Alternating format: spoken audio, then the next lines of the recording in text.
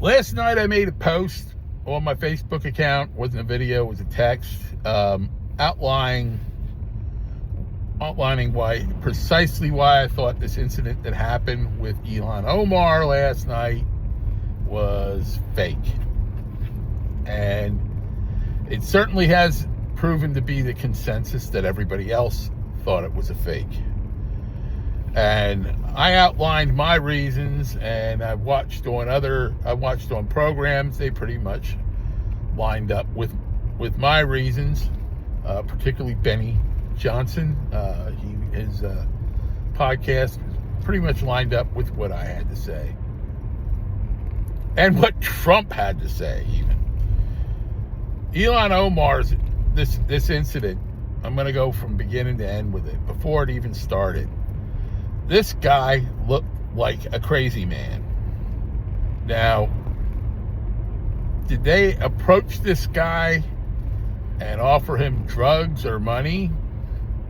I don't know. He looked kind of like a big doofus homeless guy. Well, when his identity was discovered, his ex-wife was buddies with Ilhan Omar, was campaigned for a lot of this anti-ICE stuff. And both of his kids are trans. I mean, if you've seen these pictures, the one kid, his face looked like the fucking Pinhead from Hellraiser. They were both, goofy alphabet soup assholes. And now, I don't know if this is, they plied this guy with drugs or alcohol. He was obviously not in his right mind when this occurred.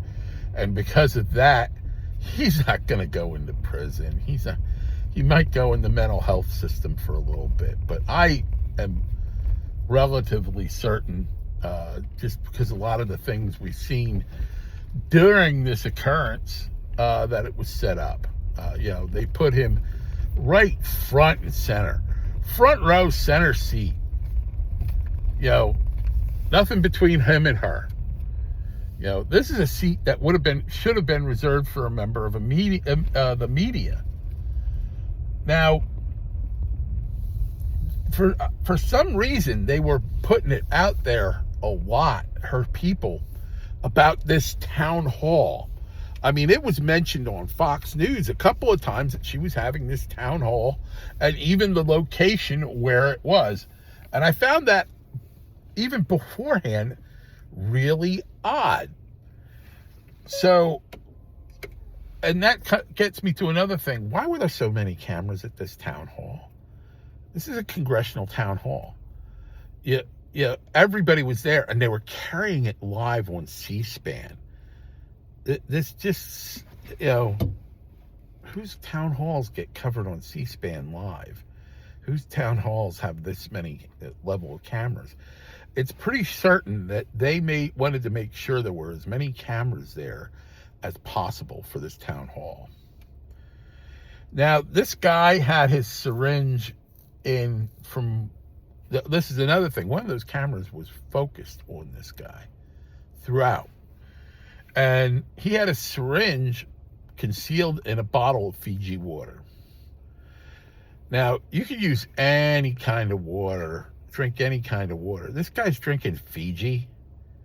And if, that in itself is pretty odd. It's kind of like a boutique water, and costs a couple dollars more, has a fancier bottle and all that.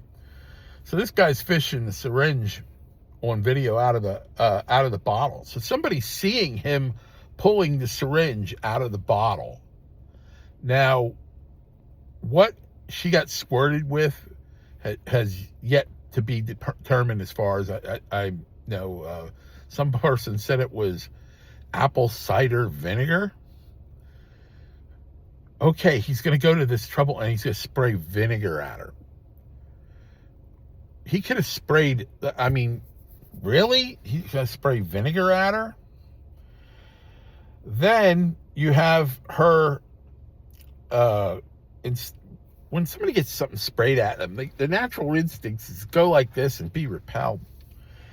And she's a small woman. And when a big man is approaching you in a threatening manner, and her instincts she didn't go backwards, she went forward. And that's just not a natural reaction. And then he staggers backward right into the arms of the security guys. The security guys who should have been a little bit closer. And, the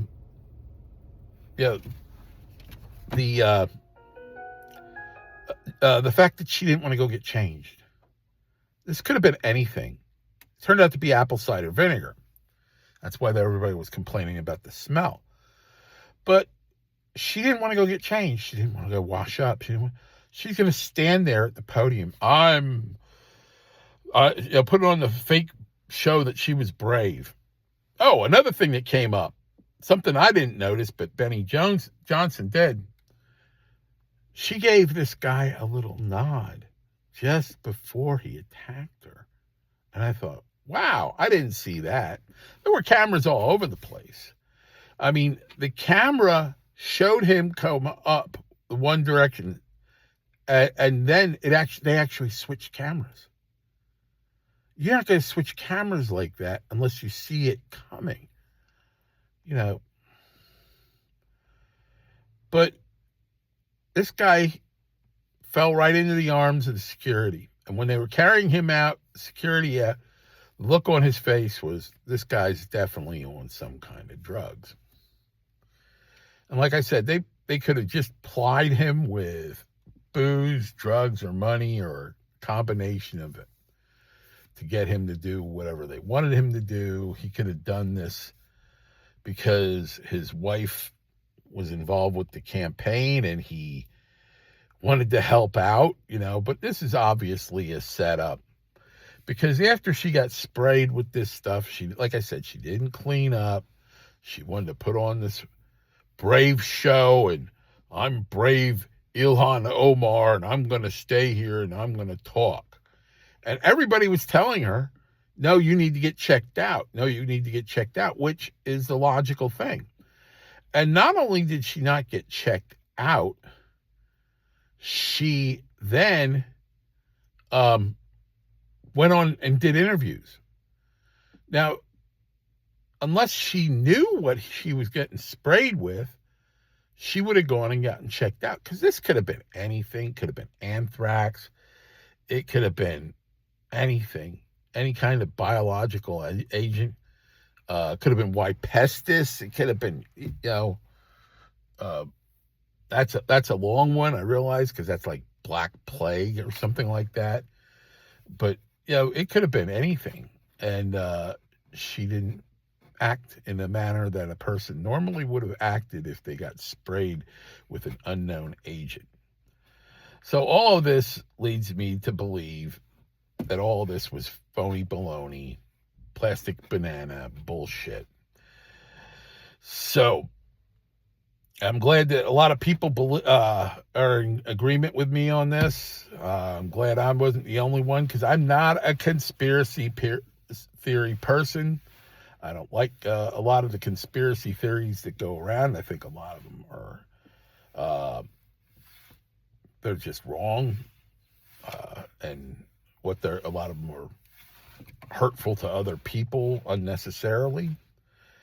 But this one really, I saw it and everybody else saw it, and we all think the same thing. And because she is a federal member of Congress, this falls to the purview of the FBI, and I hope Kash Patel really gets on it.